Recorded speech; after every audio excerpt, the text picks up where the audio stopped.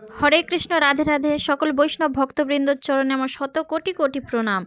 আজকের বিষয়, আমরা নিত্য প্রতিদিন পুজো পাঠ করার আগে আমরা পুষ্প কিভাবে শুদ্ধি করব, পুষ্প শুদ্ধি মন্ত্র কি আমরা সেটি জানব। এবং পুষ্প শুদ্ধি করতে গেলে আমাদের কি কি উপকরণ মিশ্রিত করতে হয় পুষ্পর সঙ্গে, সেটিও আমি আপনাদেরকে দেখিয়ে দেব, সমস্ত কিছু দেখিয়ে দেব।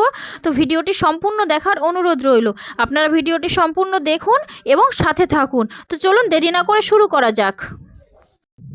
তো দেখুন, আমি একটি পাত্রের মধ্যে সুন্দরভাবে পুষ্প তুলে রেখেছি। তো পুষ্প শুদ্ধি করতে গেলে অতি অবশ্যই আপনাদের তিনটি উপকরণের প্রয়োজন। প্রথমত চন্দন, আপনাদেরকে চন্দন ঘষে রাখতে হবে। তারপরে অগুরু, এই দুটি, এবং গঙ্গা জল অবশ্যই লাগবে। শুদ্ধি করার মন্ত্র যখন আপনারা উচ্চারণ করে গঙ্গা জল 3 বার ছিটিয়ে দেবেন পুষ্পের মধ্যে। তো আমি সমস্ত কিছু দেখিয়ে দিচ্ছি, আপনারা ভালো করে দেখুন। আমি প্রথমত প্রতিটা পুষ্পে চন্দন সুন্দরভাবে মিশ্রিত করে নেব।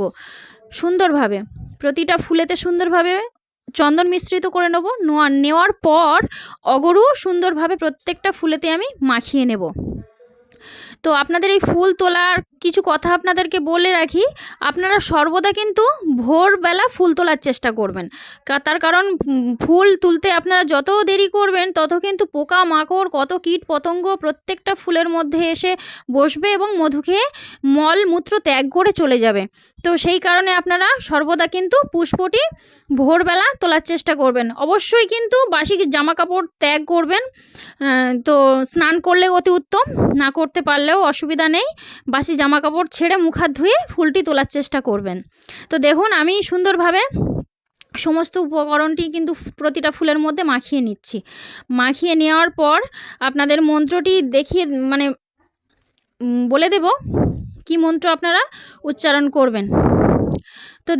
তো দেখুন, ওং পুষ্পে পুষ্পে মহাপুষ্পে সুপুষ্পে পুষ্প সম্ভবে পুষ্প চয়া বকীর্ণে চ হুং ফট স্বাহা, এই মন্ত্রটি উচ্চারণ করবেন। করার পর আপনারা গঙ্গা জল 3 বার পুষ্পের মধ্যে ছিটিয়ে দেবেন। দেওয়ার পর আপনাদের পুষ্পটি সম্পূর্ণরূপে শুদ্ধি হয়ে যাবে এবং তারপর ওই পুষ্প দিয়ে ভগবানের পূজা করবেন। তো ভিডিওটি আপনাদের কেমন লাগলো অবশ্যই কিন্তু কমেন্টে লিখে জানাবেন এবং পরের ভিডিও পেতে আমার চ্যানেলটিকে অবশ্যই সাবস্ক্রাইব করে পাশে থাকবেন। হরে কৃষ্ণ, রাধে রাধে। সবাই ভালো থাকবেন।